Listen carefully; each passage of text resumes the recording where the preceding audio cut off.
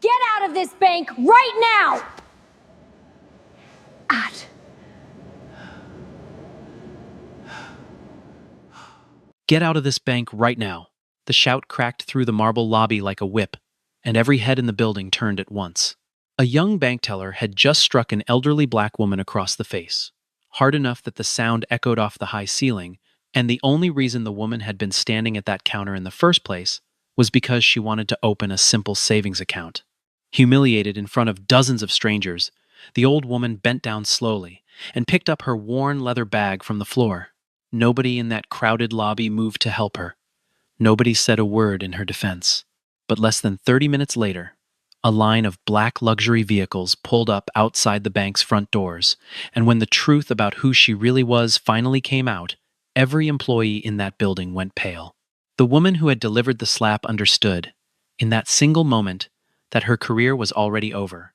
Her name was Martha Johnson, and on an ordinary Tuesday morning she was 72 years old, a widow who lived quietly in a modest neighborhood on the edge of the city, the kind of street where the houses were small, but the gardens were tended with care.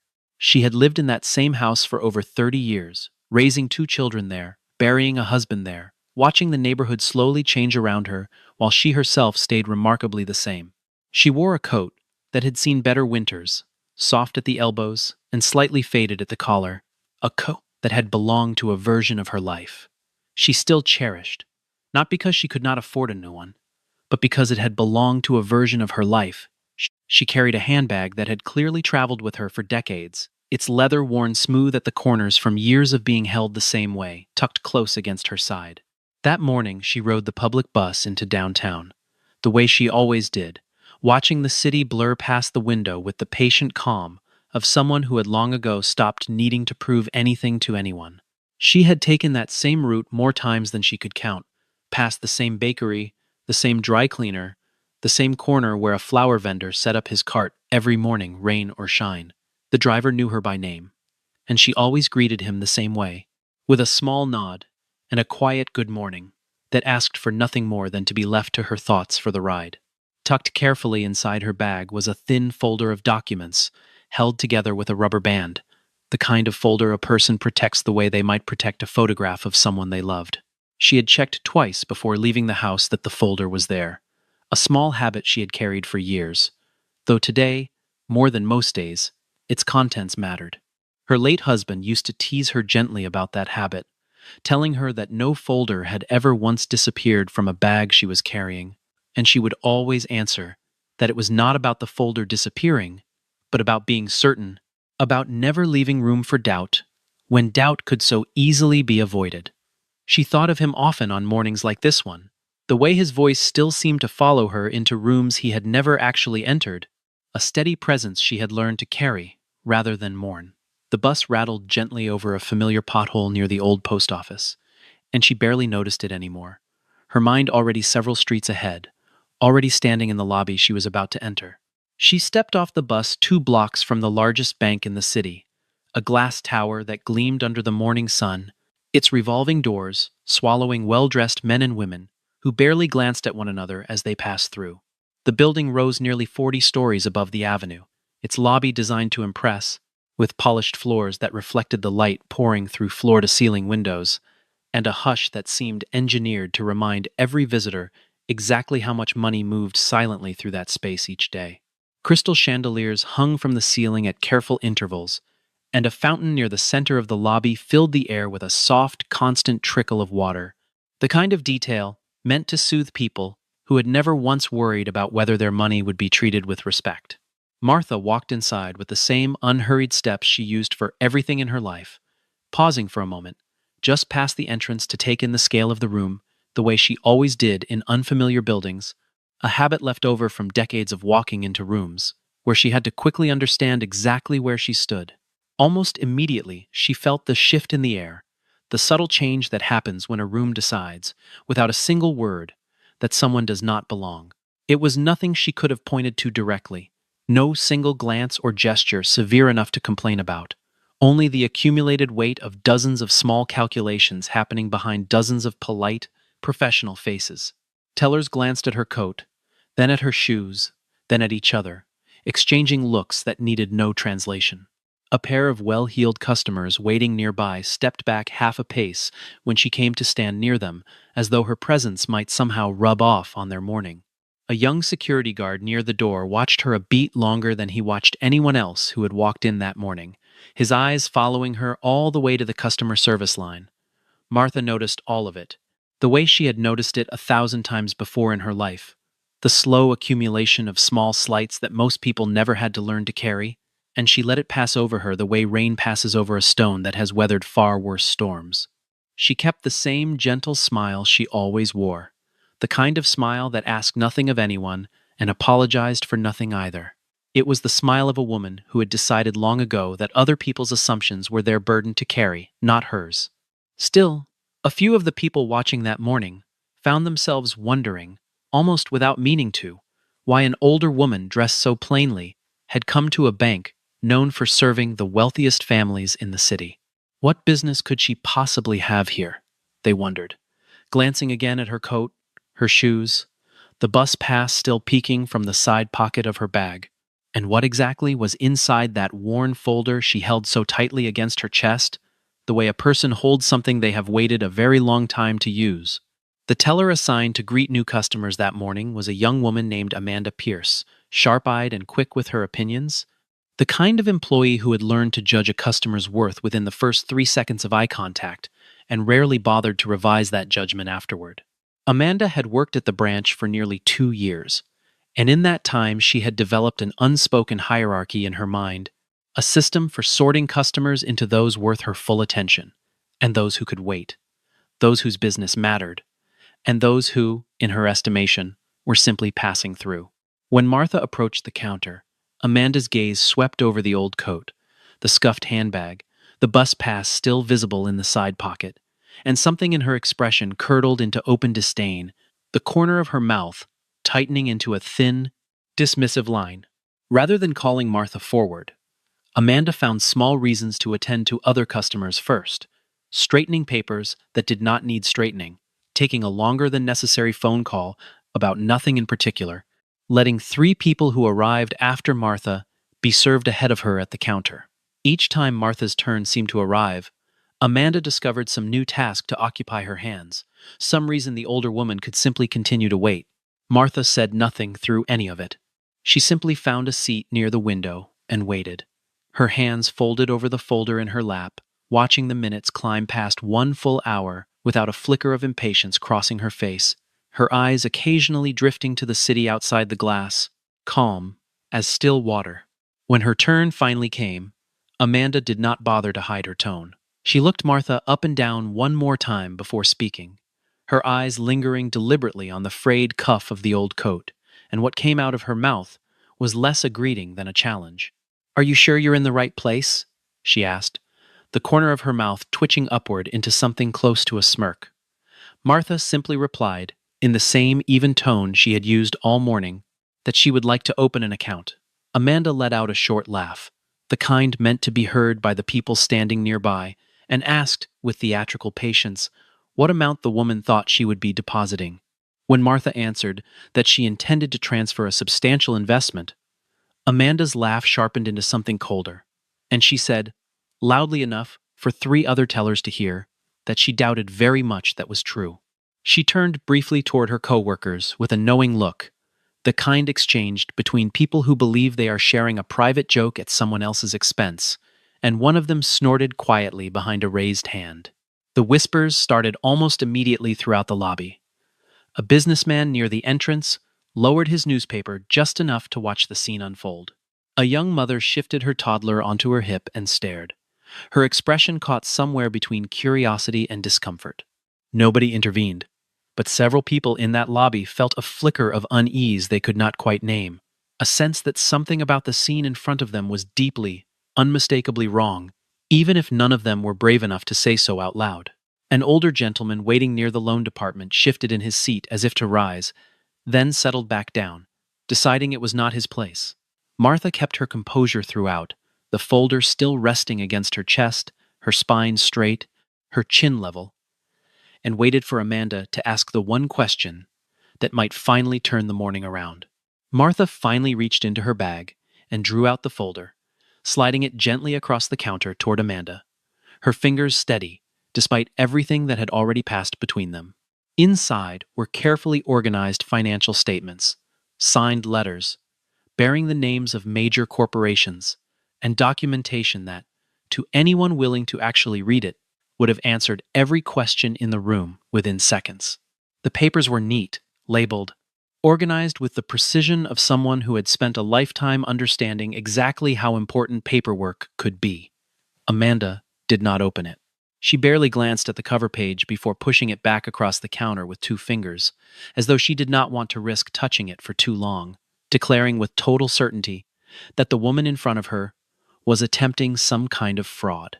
Within moments, she had waved over 2 security guards stationed near the entrance, her voice rising in volume, as she announced to the gathering crowd that this elderly woman was clearly trying to scam the bank, that she had seen this kind of thing before, that people like this always had some story ready. Martha tried once more, her voice steady despite the heat rising in her chest, a heat born not of embarrassment, but of something closer to disbelief, that decades of dignity could be dismissed so quickly by someone barely a third her age. "If you would just look at the papers," she began, reaching toward the folder again, hoping that reason might still win out over assumption, that somewhere beneath the young woman's contempt, there might still be a willingness to simply look. But Amanda snatched the folder away before Martha's fingers could close around it, holding it just out of reach, as though it were evidence in a crime, rather than proof of a legitimate transaction. In the brief tug between them, something inside Amanda's composure finally broke, some final thread of professionalism, snapping under the weight of her own certainty that she was right. What happened next took less than 2 seconds, but it would be replayed in that bank's security footage for months to come, studied frame by people who would later have to explain exactly how it had been allowed to happen. Amanda's open palm struck Martha across the cheek with a crack loud enough to silence the entire lobby, the sound somehow louder than it should have been, swallowed up and amplified at once by the stunned hush that followed. For one suspended moment, nobody in that grand marble hall breathed. The businessman's newspaper hung forgotten in his hands. The young mother pulled her toddler closer without realizing she had done it. Even the other tellers, mid-conversation with their own customers, froze mid-sentence, their mouths still open around words that would never finish. "Get out of here right now!" Amanda screamed, her voice cracking with something between fury and panic, as though she already sensed, somewhere beneath her anger, that she had crossed a line from which there would be no quiet return, no simple apology that could undo what had just happened in front of so many witnesses.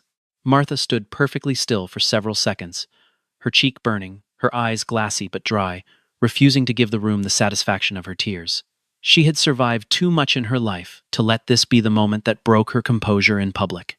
When she finally spoke, her voice was low, calm, almost gentle, the voice of someone who had weathered far worse storms than this one, and had learned exactly how to carry herself through them without ever raising her own volume to match someone else's cruelty. "You are going to regret this," she said quietly, the words landing with more weight than any shout could have managed. And then she bent down to gather the folder Amanda had let fall to the floor in the commotion. Not everyone in that lobby had simply watched in silence. An older bank employee named David Reyes, who had spent nearly 20 years working behind those same counters, had seen the entire exchange unfold from a few desks away, and something about it had unsettled him from the very first moment Amanda raised her voice. David had always been the kind of man who noticed things other people missed, the quiet details in a customer's posture, the small signs of dignity beneath a worn coat, and what he had seen in Martha from the moment she walked through the door had nothing in common with what Amanda seemed determined to believe. He crossed the lobby quickly, his own heart pounding with something close to shame on behalf of his coworker, and knelt beside Martha, beginning to help her gather the scattered papers from the floor, his hands moving with a respect that nobody else in that room had bothered to show her all morning. As he gathered the documents, his eyes caught fragments of what was printed on them, glimpses he had not meant to read, but could not help noticing, once they were in his hands. Financial statements, with figures far larger than anything that crossed his desk in a typical year. Signatures belonging to executives whose names he recognized from business journals he sometimes read on his lunch break. A letter bearing the embossed seal of a corporate board of directors, dated only weeks earlier. David looked up at her, his expression shifting from concern into something closer to disbelief, the pieces of what he was holding, refusing to align with the woman who had just been slapped and screamed at in the middle of a public lobby. "Ma'am," he said carefully, lowering his voice so only she could hear him. "Who exactly are you?"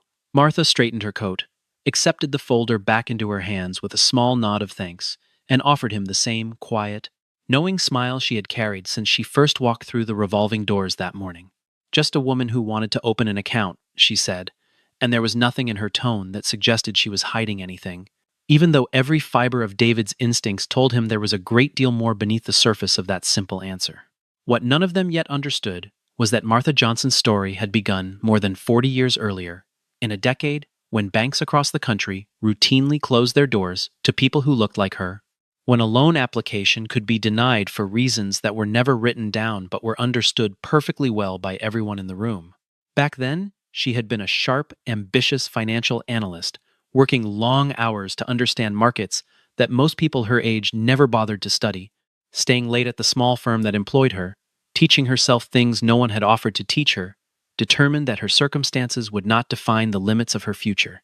She had married a quiet, determined man named Walter Johnson, a former teacher with a head for numbers and a heart for fairness, and together they shared a belief that they could build something lasting from almost nothing, even when the entire system around them seemed designed to prove otherwise. In the early 1980s, Walter and Martha had tried to start a small investment firm of their own, certain that their combined knowledge and discipline could serve people the larger institutions overlooked.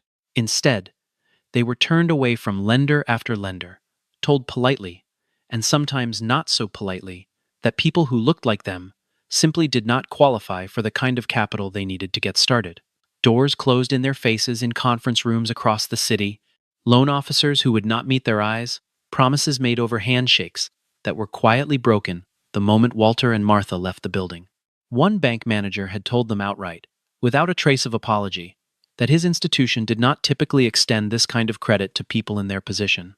And Martha had never forgotten the casual cruelty in the way he said it, as though he were simply stating a fact of weather, rather than a decision he himself had made. There were nights during those early years when Martha sat at the kitchen table, long after Walter had fallen asleep, going over the same numbers again and again by lamplight, searching for some arrangement of figures that might convince one more bank to say yes instead of no. She remembered the particular sting of watching younger, less experienced men walk into those same offices and walk out with approval within a week, men who had never once been asked to prove themselves the way she and Walter were asked to prove themselves every single time. She kept a small notebook from those years, its pages filled with names of lenders who had refused them, not out of bitterness, she always said, but so she would never forget exactly how far they had climbed. But Walter and Martha refused to stop. They pooled every dollar they had saved across years of careful living, borrowed small amounts from family members who believed in them when almost no one else would, and built their firm one client at a time, one careful investment at a time, surviving on faith and stubbornness during years when almost nobody believed they would last more than a season. They worked out of a cramped office above a laundromat for the first 3 years, the smell of detergent drifting up through the floorboards while they pored over spreadsheets late into the night, refusing every excuse to quit, even when their bank account dwindled to almost nothing more than once. Slowly, painstakingly, what had started as two people with nothing but conviction grew into a respected investment firm, then a regional name people began to trust. Then, over the following decades, into one of the most quietly influential private equity groups in the entire country. After Walter passed away nearly a decade earlier, following a long illness that Martha had nursed him through with the same patience she brought to everything else in her life, she had done something almost nobody expected. She had stepped back from public life entirely, handing day-to-day operations to a trusted team of executives, while she lived simply, traveled rarely, and allowed the world to forget the face behind the name on the letterhead. She gave away more of her fortune in those years than most people would ever earn in a lifetime, quietly, without press releases or named buildings, because Walter had always believed that the truest measure of wealth was what it could do for someone else. not what it could say about the person who held it. Standing in that bank lobby with a stinging cheek, Martha Johnson was not the helpless figure Amanda had assumed her to be. She was, in fact, one of the wealthiest women in the entire state, though almost nobody walking past her that morning would have guessed it from her coat or her bus pass. The people gathered in that lobby were only beginning to sense, in flashes of unease they could not yet explain, that they had badly misjudged the woman standing among them, and that the morning was far from over. Roughly 30 minutes after Martha had been struck and ordered to leave, a procession of black sport utility vehicles rolled to a stop directly outside the bank's main entrance, drawing the attention of nearly everyone still inside the building. Employees who had returned to their desks after the incident, trying to pretend the morning had returned to normal, found themselves drifting toward the windows, curiosity pulling them away from their keyboards as car doors opened in perfect, practice sequence along the curb. Outside on the sidewalk, pedestrians slowed their pace to watch, sensing that whatever was unfolding inside that lobby was no longer an ordinary Tuesday morning. The first to step out were two attorneys in dark, tailored suits, their expressions unreadable, followed by a small team of financial advisors carrying tablets and folders of their own, and then several broad-shouldered security personnel who positioned themselves near the entrance with quiet, deliberate efficiency. A hush fell over the lobby, even before anyone understood exactly what was happening. The kind of silence that settles over a room, sensing something significant approaching, before a single word has been spoken. One of the younger tellers leaned toward a coworker and whispered a question neither of them could yet answer. Then the final vehicle's door opened, and a man whose face many of the bankers recognized immediately from business magazines and television interviews stepped out onto the sidewalk, adjusting his cufflinks as he walked. He was the chief executive of one of the largest investment management firms in the country, a man named Charles Whitfield, whose name alone could move markets, and whose presence in any building tended to rearrange the priorities of everyone inside it within seconds. He had flown in that morning the moment he received word of what had happened, canceling 2 other meetings without a second thought, because in his understanding of the world, very few things mattered more than standing beside someone who had stood beside him for years. He walked through the revolving doors with the unmistakable authority of someone who was used to rooms reorganizing themselves around his presence, and the first words out of his mouth landed like a thunderclap across the marble lobby. "Where is Mrs. Martha Johnson?" he asked, his voice carrying easily, almost effortlessly, to every corner of the room. Amanda, who had been quietly trying to disappear behind her counter for the last half hour, felt her stomach drop as every eye in the building turned first toward the executive, then, slowly, inevitably, toward her. The executive crossed the lobby directly to where Martha was still standing near the window, gently smoothing the wrinkles from her coat as if nothing unusual had happened to her at all. He stopped in front of her, and to the visible astonishment of everyone watching, lowered his head in a respectful bow before greeting her warmly by name, his entire posture shifting into something close to reverence. Gasps rippled through the lobby in waves. Customers who had been waiting in line abandoned their place entirely to watch. Tellers who had spent the last hour pretending not to notice the situation now stared openly, their professional composure cracking under the sheer weight of what they were witnessing unfold in front of them. It took only a few sentences from the executive for the full truth to settle over the room like a slow, spreading chill. Martha Johnson, he explained, was the founder and majority owner of one of the most respected private investment funds in the country, a fund with billions of dollars under management and influence, reaching into industries most of the people in that lobby had never thought to connect to a single quiet woman in an old coat. She held significant shares in dozens of companies represented by the very people now filling that lobby, board seats that carried real weight, relationships built over decades of careful, deliberate decision-making. For years, she had quietly funded major philanthropic projects across the region, schools, scholarship programs, community health centers, while deliberately keeping her own name out of any headline, preferring her generosity to remain invisible rather than turned into spectacle. The executive turned to address the stunned crowd of bank employees directly, his voice rising just enough to make certain everyone heard him with absolute clarity. "Mrs. Johnson," he announced, "was here this morning to discuss transferring more than $50 million into accounts with this institution." The silence that followed was absolute, broken only by the distant hum of the air conditioning and someone's phone vibrating uselessly in a pocket. Amanda's face had gone the color of paper, her hands trembling at her sides, the full scope of what she had just done finally crashing down on her all at once. Word of the unfolding scene reached the bank's regional president within minutes, and he arrived in the lobby looking as though he had aged several years in the short walk from his office on the upper floors. He immediately requested access to the morning's security footage, demanding it be pulled up before he had even finished crossing the room, and what played back on the small screen in the back office left him visibly shaken. The slap delivered in crisp, undeniable clarity. Martha's calm dignity throughout every minute of her wait. Amanda's escalating hostility from the very first moment the elderly woman had approached the counter, captured from 3 different angles, with nothing left open to interpretation or excuse. There was no ambiguity left in the footage, no version of events that could be softened or quietly explained away to anyone who watched it. He watched the recording twice, his jaw tightening further the second time through, pausing on the frame where Amanda's hand made contact, studying it the way a man studies a wound to understand exactly how deep it runs. Beside him, a compliance officer who had been with the bank for over a decade said quietly that she had never once, in all her years reviewing footage of customer disputes, seen anything quite this clear-cut, this impossible to defend in any meeting, any hearing, any conversation with the press that might come calling before the day was finished. The president rubbed his temples and asked, almost to himself, how something like this had been allowed to happen inside a building with his name attached to its reputation.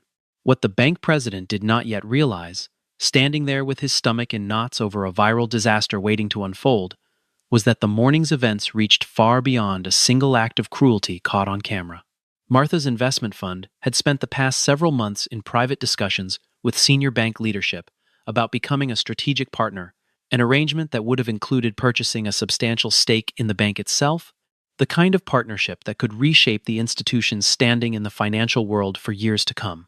Those negotiations, worth hundreds of millions of dollars and months of careful planning, now hung by the thinnest possible thread, threatened entirely by 20 seconds of cruelty, unfolding on a lobby floor that morning.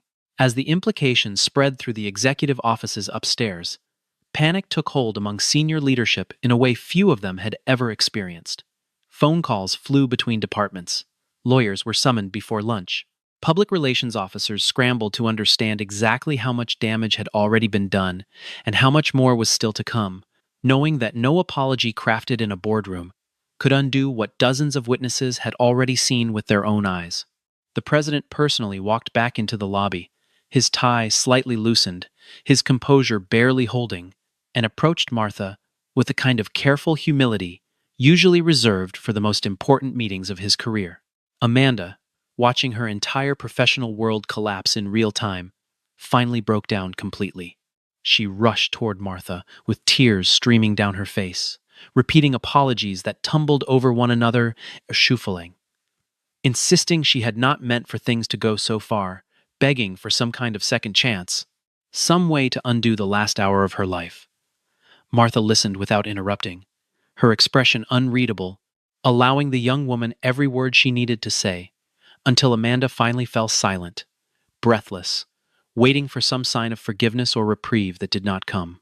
Martha studied her for a long moment before speaking, her voice quiet but unmistakably firm, carrying easily across the hushed lobby to every person still standing frozen in place. The most painful part of this morning was not the slap, she said, each word measured and deliberate. It was watching you decide what I was worth, based only on what I looked like.